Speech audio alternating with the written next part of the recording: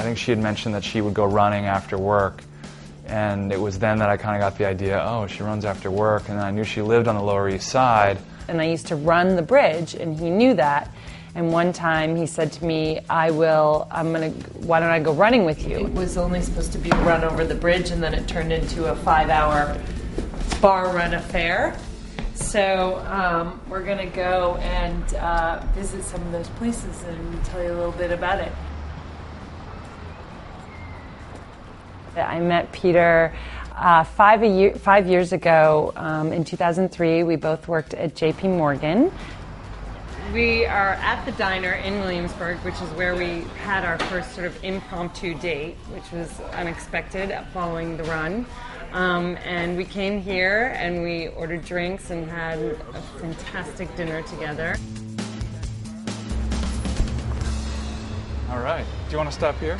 Yeah, this would be great. Excellent. Let's go drink here for Very the bar good. run. That's right. I feel like we came at least 6 blocks. So we really worked off the diner. It was. meal. I think it was 7 blocks, really. Right, 7 blocks. So yeah, this is Savalas. It was our second stop after the dinner at the diner. I figured if I showed him my moves, then it was really going to seal the deal for the evening. See, that's what I was hoping for. This is where running didn't happen quite as much as drinking. We went over here to play pool and a little bit of chess. Oh, did we play chess that night? I think we might have tried to play chess, although I didn't know how. You didn't know how to play, so I must have been really good. I left J.P. Morgan probably in March of 2005. At some point, we were riding into work together, and I said, well, why don't you look at getting your degree in public policy? And she really seemed receptive to that idea, thought that it really suited her well, so she applied to another number of spots and got into Georgetown.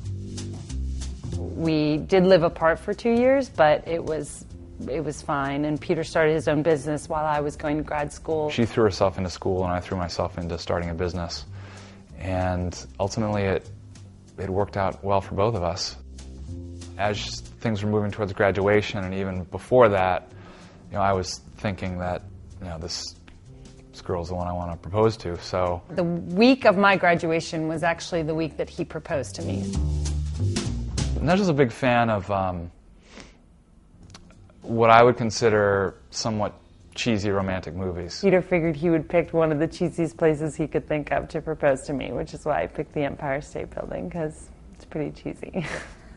I didn't have the ring yet. I had ordered the ring, and there was a custom band that needed to be put together, and it wasn't ready until the next day, and I was trying to have Nejla stay the next day, but she had to go back to Georgetown.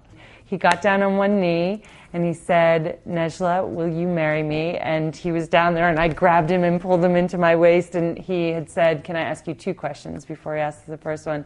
And then he stood up, and he said, wait, I had 2 questions. I said, I don't want the second one. That was all I needed. Yes, I'll marry you.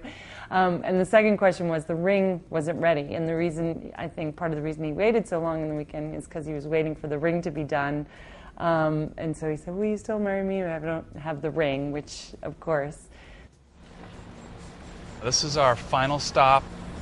She just sort of grabbed the back of my head and said, and kissed me. That was our first kiss. We were standing right over here on the corner, and it just sort of happened. And I claim Peter kissed me. He claims I kissed him. I guess we'll never know the actual truth. And I know. We'll always. I know the truth. But that was when the first kiss happened, and here we are now, 5 years later. Getting married in 3 days. Yeah, exactly. Easy as that. Just do a bar run. That's all you got to do.